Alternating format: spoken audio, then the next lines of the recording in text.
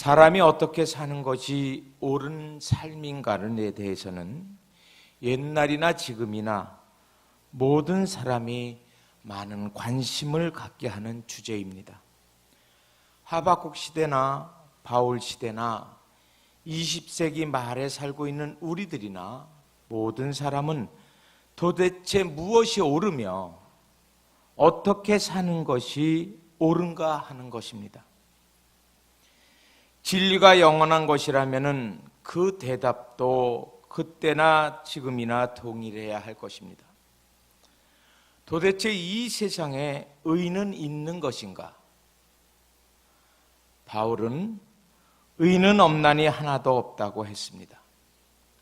그렇다면 인간은 의로워질 수가 없습니다. 우리 인생은 아무도 의인이 없고 또 의롭게 될 수도 없다면 이것은 참으로 불행한 일일 것입니다. 그런데 하나님께서는 인간에게 의롭게 되는 방법을 계시하고 계십니다. 그것은 곧 예수 그리스도를 믿음으로써 의롭게 되는 방법입니다. 이것이 곧 복음입니다. 이것을 달리 말하면 인간은 의가 없으므로 우리는 하나님의 의를 믿음으로써 옳다 인정함을 받고 구원에 이르게 된다라는 것입니다. 오늘 함께 읽은 로마서 1장 10절 말씀은 로마서의 핵심 사상인 동시에 기독교 신앙의 본질에 대한 것이라 말할 수 있겠습니다. 그래서 이 본문에서 이미 내려진 정의가 로마서 전체에 계속해서 강조하고 있습니다. 이 말씀의 뜻을 깨닫는다는 것은 복음의 의미를 깨닫는 것이며 이 본문의 의미를 깨닫는 것은 기독교 진리의 오묘한 핵심을 깨닫는 것과 같다라는 것입니다. 복음의 의미를 설명하면서 복음은 믿는 자들에게 구원을 주시는 하나님의 능력이라고 오늘 16절에 말씀하고 있습니다. 왜 사도 바울은 복음을 설명하면서 복음은 평안이, 사랑이니 진리라는 말을 쓰지 않고 능력이라고 했습니까? 복음을 능력 곧 힘이라고 한 것은 힘의 상징인 로마에 살고 있는 사람들에게 복음을 설명하는 데 안성맞춤이었습니다. 로마는 정치적으로 경제적으로 군사적 대국이었습니다. 감히 로마 제국의 힘을 넘볼 수 있는 세력은 아무것도 없었습니다. 그런데 로마 신보다 더 강한 힘 하나가 있었는데 그것은 복음의 능력, 곧 복음의 폭탄이라고 말씀하고 있습니다. 복음의 능력은 곧 하나님의 능력을 말씀하고 있습니다. 인간의 능력과 하나님의 능력은 비교할 수 없습니다. 인간의 능력이란 조개껍질로 바다를 퍼내는 무모함, 만용에 불과합니다. 그러나 하나님의 능력은 인간을 창조하시고 만물을 창조하셨을 뿐만 아니라 타락한 인간을 구원하시기 위해서 예수 그리스도를 세상에 보내주심으로 구원을 주시는 하나님의 능력, 우리는 믿어야 할 것입니다. 우선 복음에는 하나님의 의가 나타났다라는 말씀부터 함께 생각해 볼까 합니다. 이 말씀은 복음의 성격을 구체적으로 설명한 말씀입니다. 이 성경 구절을 읽으면서 우리는 로마서 1장 2절의 말씀과 묘한 대조를 이루고 있다는 사실을 발견하게 됩니다. 로마서 1장 2절에서 복음을 설명하면서 해설하면서 이 복음은 하나님이 선지자들로 말미암아 그의 아들에 관하여 성경에 미리 약속하신 것이라고 말씀하고 있습니다. 그런데 오늘 17절에 보면은 복음에는 하나님의 의가 나타나서라고 기록하고 있습니다. 즉 구약 성경에서 약속하신 것을 예수 그리스도께서 구체적으로 역사 세계에 나타난 것이 복음이라는 것입니다. 그리고 이런 복음의 사건을 하나님의 의라고 합니다. 이런 시각에서 성경을 보는 것은 당대의 모든 선지자나 사도들이 보는 성경관이었습니다. 특히 집사 빌립이 구스네시에서 설교하면서 말하기를 이 글에서 시작하여 예수를 가르쳐 복음을 전하니라고 사도행전 8장 35절에 말씀하고 있는 것은, 다시 말씀드리면 하나님의 의가 나타난 것이 예수 그리스도이고 예수 그리스도의 자체가 복음이라는 말씀인 것입니다. 사실 우리는 잘 알고 있듯이 성경 전체가 예수 그리스도를 가르치고 있습니다. 예수님께서 말씀하시기를 너희가 성경에서 영생을 얻은 줄 생각하고 성경을 상고하거니와 이 성경이 곧 내게 대하여 증거하는 것이라고 요한복음 5장 39절에 기록하고 있습니다. 이 말씀을 다시 종합해 보면은 하나님께서는 인간을 구원하시기 위해서 그의 아들 예수 그리스도를 우리에게 보내주셨습니다. 그리고 때가 참에 하나님은 그 아들을 약속대로 세상에 보내셔 십자가에 달리게 하시고 또한 부활케 하셨다는 사실을 우리는 성경을 통해서 알고 있습니다.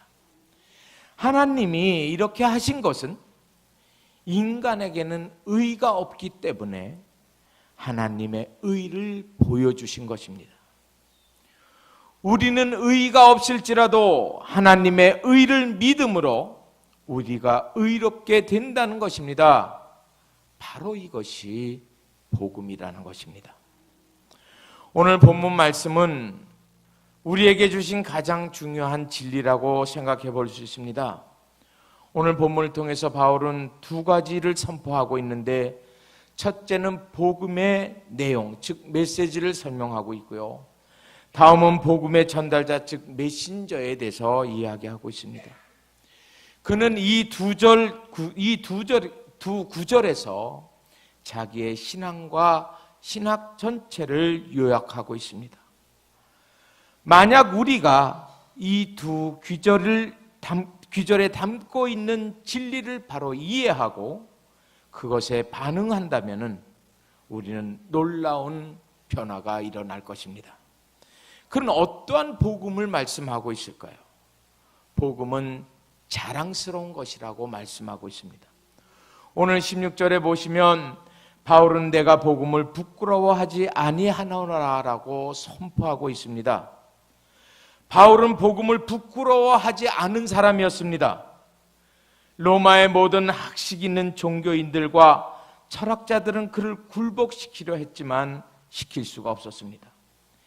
에덴에서의 모든 지식인들도 그를 굴복시키지 못했습니다. 고린도 사람들도 그를 굴복시키지 못했습니다. 에베소서의 어떤 사람도 그를 굴복시키지 못했습니다.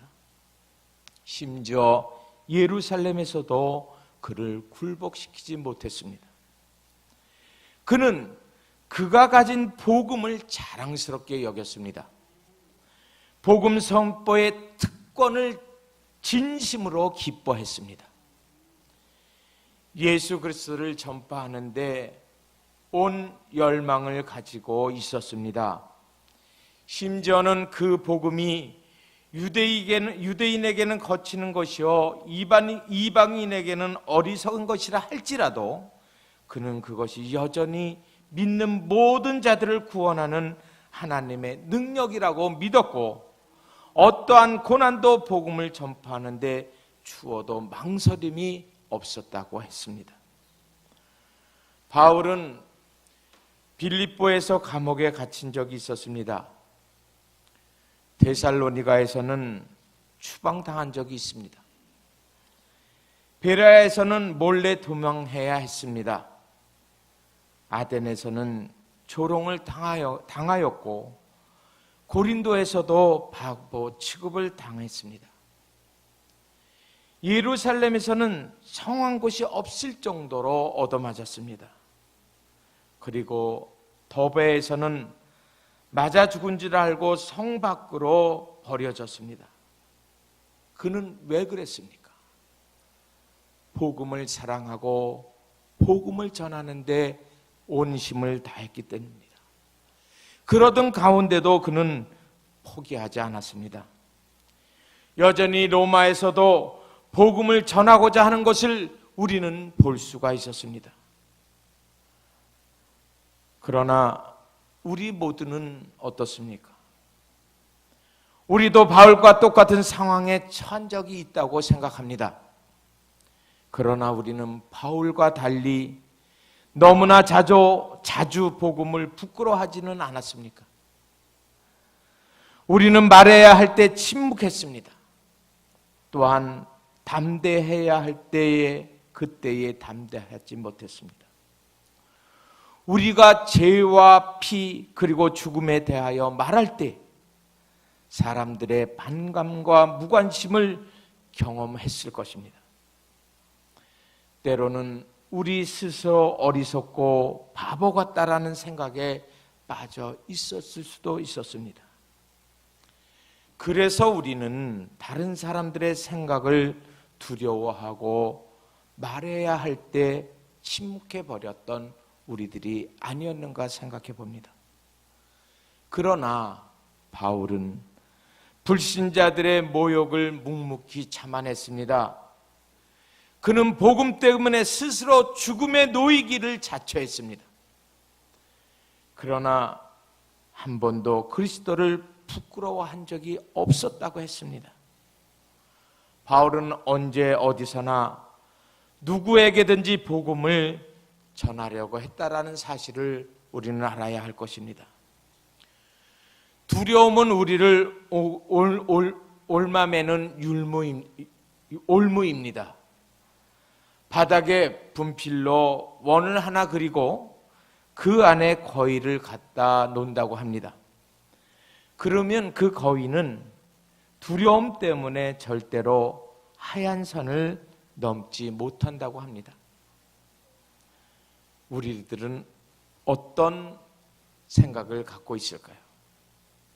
그러나 바울은 하나님의 능력 안에서 그 모든 것을 극복했던 사람인 것을 우리는 알아야 할 것입니다. 우리들은 교회 안에서 이 거위와 같은 어떠한 사람의 형태들을 가끔 보게 됩니다. 아니면 내 스스로 그와 같은 형태가 아닌가도 생각합니다. 그들은 관습과 전통과 조롱과 바보로 여겨짐과 그리고 거절의 두려움이라는 하얀 선 안에 머물러 있게 된다는 것입니다. 그리고 그들은 두려움 때문에 결코 밖으로 걸어 나오려고 하지 않는다라는 것입니다. 그들의 입은 얼어 있습니다. 그러나 바울은 하나님의 능력 안에서 두려움을 극복해야 된다라고 우리에게 교훈하고 있습니다. 복음을 자랑해야 한다고 말씀하고 있습니다. 오늘 이 자리에 모이는 우리 삼교구 식구들과 우이제일교회 사랑하는 성도 여러분들은 하나님을 의지하고 두려움의 선을 넘으시기 바랍니다. 이제 입을 열어 복음을 선포하시기 바랍니다. 복음을 부끄러워하지 않는 모든 성도들이 되시기를 바랍니다. 두 번째로 복음은 능력이라 했습니다. 바울은 복음 앞에서 담대했습니다. 오늘 16절에는 이렇게 고백하고 있죠. 이 복음은 모든 믿는 자에게 구원을 주시는 하나님의 능력이 됨이라. 첫째는 유대인이요 또한 헬라인이로다 라고 얘기하고 있습니다. 바울이 복음을 부끄러워하지 않고 오히려 기쁨으로 증거할 수 있었던 이유가 무엇일까요? 바울은 그 복음의 능력이 있고 삶을 바꿔준다라는 확신을 갖고 있었기 때문인 것입니다. 바울은 스스로 체험하여 그 사실을 알고 있었던 것입니다. 자기가 바로 복음에 의해서 변화된 사람이기 때문인 것입니다. 믿지 않는 사람들에게 복음이 거치는 것이며 어리석은 생각이 된다는 것도 알고 있습니다. 그럼에도 불구하고 복음은 믿는 자들을 구원으로 인도하는 능력을 갖고 있음을 바울은 믿었던 것입니다.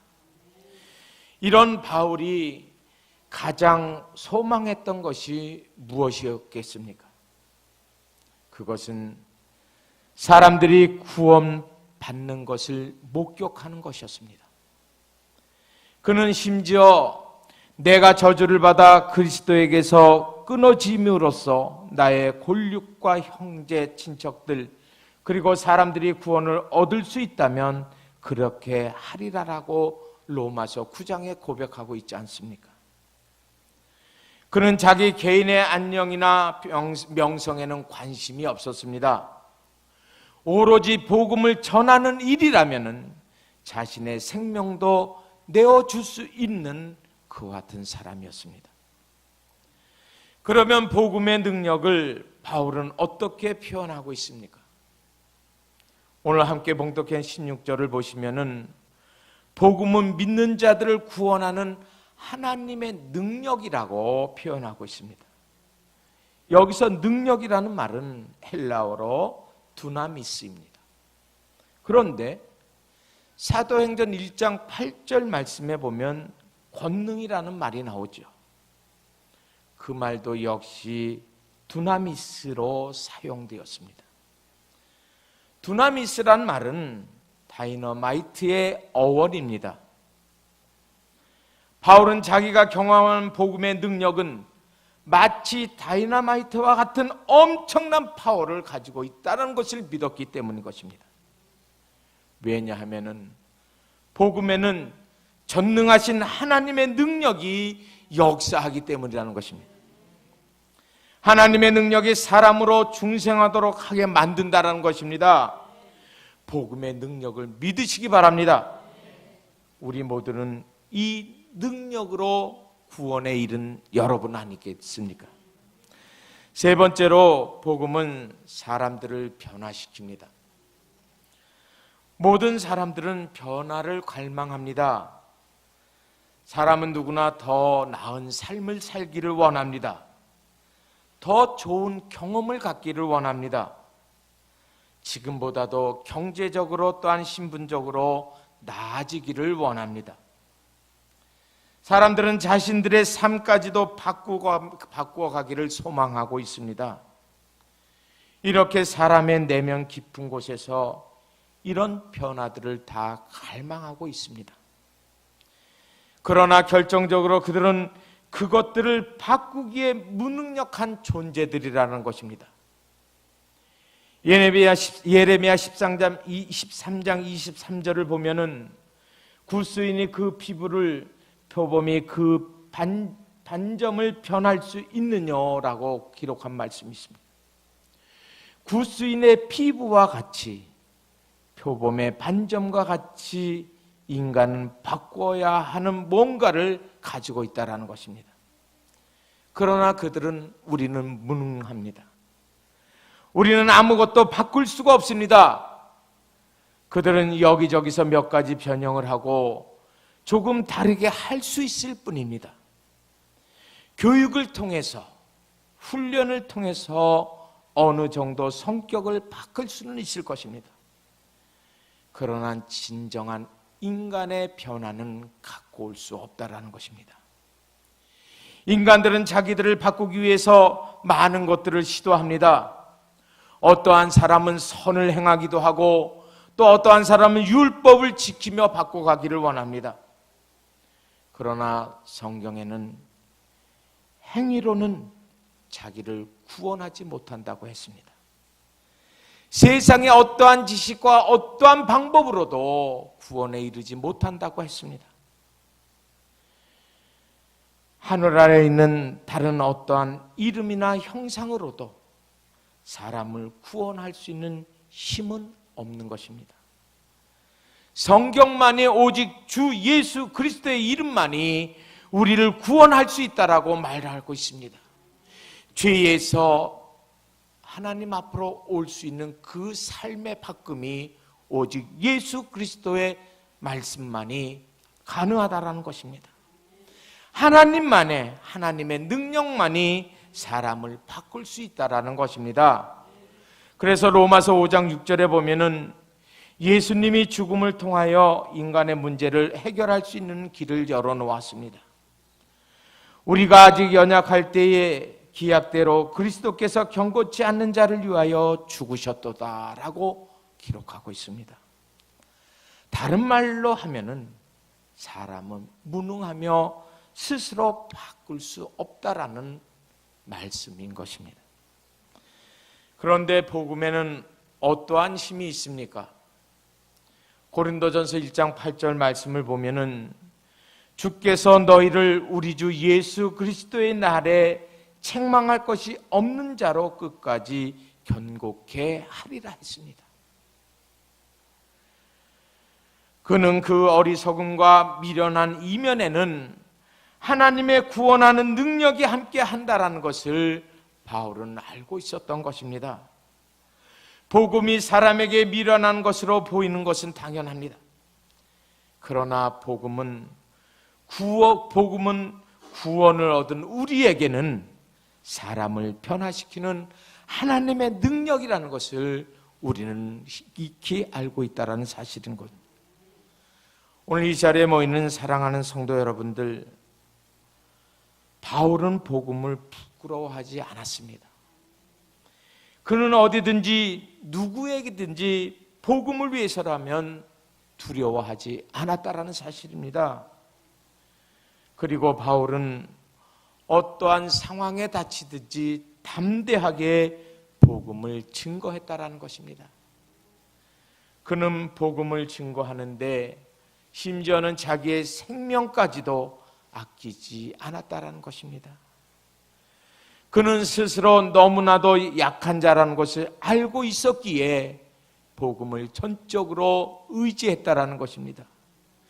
세상 사람들이 그의 일에 대해서 조롱하고 비웃는 것도 알고 있었지만은 그는 결코 실패하지 않았다라는 것입니다.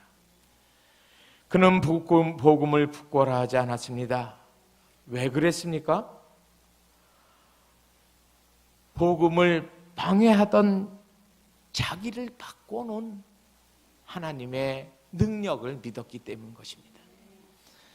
여러분들도 바울과 같은 그런 경험이 있다 하면 정말 바울처럼 하나님의 말씀을 나가서 전하고 선포하는데 어떠한 두려움이라도 이겨낼 수 있는 여러분이라 생각합니다.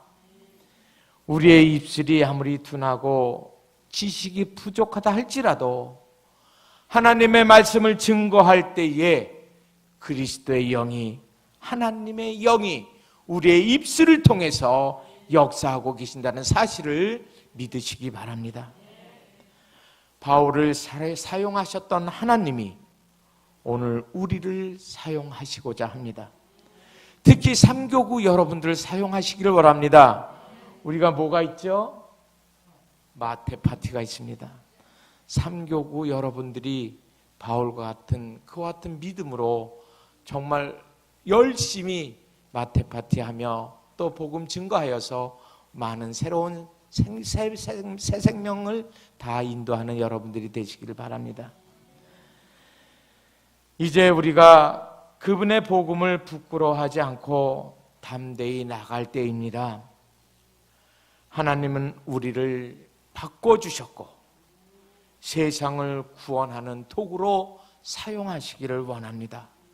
여러분들은 이 사용에 꼭 이용될 수 있는, 사용될 수 있는 저와 여러분들이 되어서 또 우리의 우이제일교회가 더욱더 복음화가 되고 믿지 않은 많은 자들이 주님 앞에 돌아올 수 있는 그리스도의 능력을 우리가 발휘할 수 있는 저와 여러분들이 다 되시기를 바랍니다.